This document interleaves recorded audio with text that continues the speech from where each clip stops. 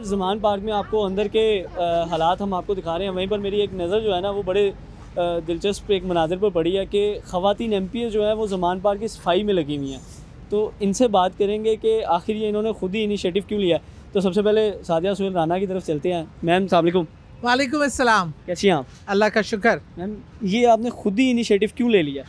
देखिए जी, सफाई निस्फ़ ईमान है और ये मेरे लीडर का, मैं जिसको ज़िंदा पीर मानती हूँ, उनका घर है। यहाँ इतने लोग रह रहे हैं कि प्रैक्टिकली यहाँ पे सफाई बहुत मुश्किल काम है मेंटेन रखना।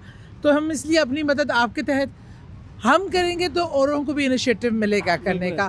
और मुझे इसमें कोई आर नहीं, जैसे मुझे अपना घर साफ़ करने में कोई आर नहीं, मुझे अपने वतन का कोई भी कोना साफ़ करने में। ये तो मेरे लीडर का घर है, इसके लिए तो मैं खादमा हूँ।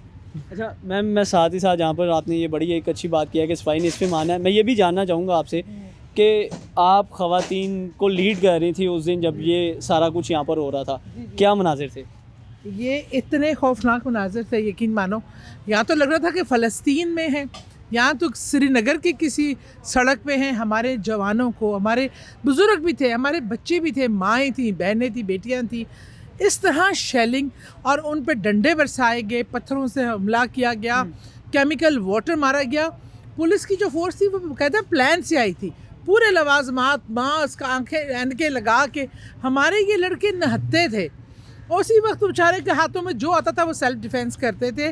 ख़वातीन निहत्ती थी और उनका इतना बुरा शेलिंग से हालात थे, उसके बावजूद हम अपने बेटों के भाइयों की मरहम पट्टियाँ भी कर रहे थे, उन्हें संभाल भी रहे थे। ज़ख्मी हो गए वो हमारे पास आते थे, फिर हम देखभाल करते थे।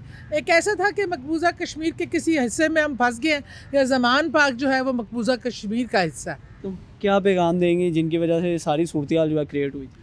उनका ये कि कोई शर्म होती है, कोई हया होती है।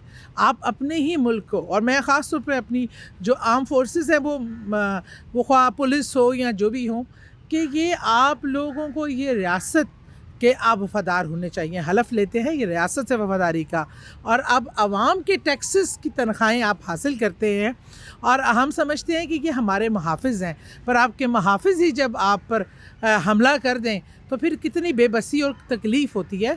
फिर आपको अपनी सेल्फ़ डिफेंस तो करना पड़ता है ना। ऐसे तो नहीं होता कि आपको मार खाते जाएँ, हमारे लड़के अपनी जानें देते जाएँ। तो हमारा पहले भी एक मज़लूम भाई ज़िल्ले शाह जो है, जो मैं 14 साल से जिसको जानती थी, बच्चा था हमारा, और वो मासूम बच्चा था, स्पेशल चाइल्ड था, जिसके साथ सलूक हुआ, जो रियासत ने जिस तरह तशद्दुद किया और फिर हम पे ही इल्ज़ाम डाल दिया, और हमारे ही बच्चों को अभी नामालूम अफराद करके जो मुकदमात दर्ज किए जा रहे हैं, उसकी वो जब दिल चाहे जिसको भी उठा सकते हैं। तो हालांकि अदालत ने इस चीज़ का नोटिस भी लिया है। तो हमारे कई बच्चे जो इन्होंने आज वो उसकी जेल उनको भेज दिया है, और ये मैं समझती हूँ कि ये लम्हा फ़िक्रिया है।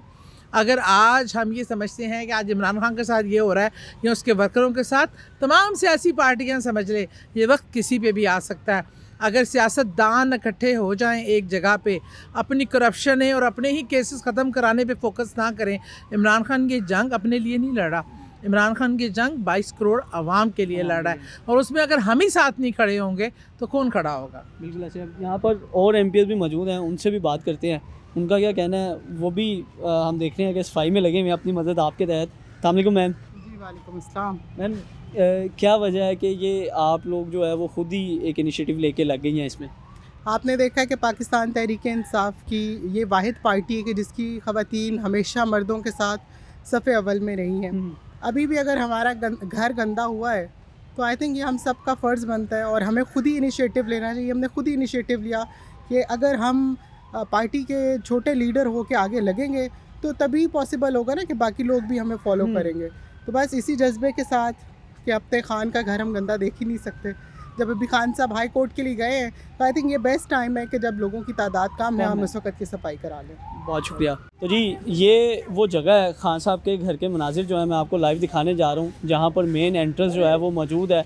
और यहाँ पर आपने देखा है कि जैसे ही MPs ख़वातीन MPs ने इनिशिएटिव लिया है सफाई का, तो कुछ इंतज़ामिया जो है वो उनके जो बंदे हैं वो भी आ गए हैं सफाई के लिए। एक और खातून साहिबा मेरे साथ मौजूद हैं जो कि मदद कर रही हैं सफाई के लिए। अस्सलाम वालेकुम मैम। वालेकुम अस्सलाम। ये देखें जी, देखें कूड़े में से भी शेल, इंतहा हो गई। 3 दफ़ा इस रोड की सफाई हो चुकी है, चौथी दफ़ा में भी शेल निकल रहे हैं, कोई कसर ही नहीं छोड़ी। पूरे पाकिस्तान का असलहा यहाँ हम पे मारा है, हम डट के खड़े हैं। जी जिस तरह हमने देखा है कि आज भी यहाँ पर जितने भी कारकुन और रहनुमा मौजूद हैं, उनके जो जज्बे हैं वो सेम वैसे ही हैं जैसे पहले दिन थे, और उनका ये कहना है कि आज भी हम डट के खड़े हैं। मैं इस वक्त मौजूद हूँ अब ये खान साहब के मेन एंट्रेंस पे। अस्सलाम वालेकुम मैम, क्या वजह है कि आप लोगों ने खुद ही एक इनिशिएटिव लिया है और सफाई के लिए आ गया जब यहाँ पर और भी लोग मौजूद हैं? कंपनी हायर की है अच्छा, और ये 4-5 दिन लगातार आती रहेगी। 10-11 बंदे दिए हैं और मैं इनको हेड कर रही हूँ। और ये मेरा इनिशिएटिव था और इस इनिशिएटिव लेके कि मैं ये सारे ज़मान पार्क की हम सफाई करवा रहे हैं। 4 दिन आज 10 बजे तक हमारे साथ हैं, इनको हमने हायर किया हुआ है 4 बजे से 10 बजे तक, और ये 3-4 दिन रोज़ आएंगे। और सबसे बड़ा जो मसला है ना, इसके बाद इसको मेंटेन करना। लेकिन इंशाल्लाह हम कोशिश करें कि जगह जगह डस्टबिन बैग्स लगा दें, और फिर मैं जाके भी स्पीकर में जाके बीच में ग्राउंड में लोगों को ऐलान भी करूँगी और कहती भी आ रही हूँ कि प्लीज़ सफाई निस्फ़ ईमान है। मेरी इस ग्रुप का नाम ही यही है, सफाई निस्फ़ ईमान है, तो मैं उसमें करके ये काम कर रही हूँ। बहुत शुक्रिया मैम, बहुत अच्छा पैगाम दिया इन्होंने कि सफाई निस्फ़ ईमान है।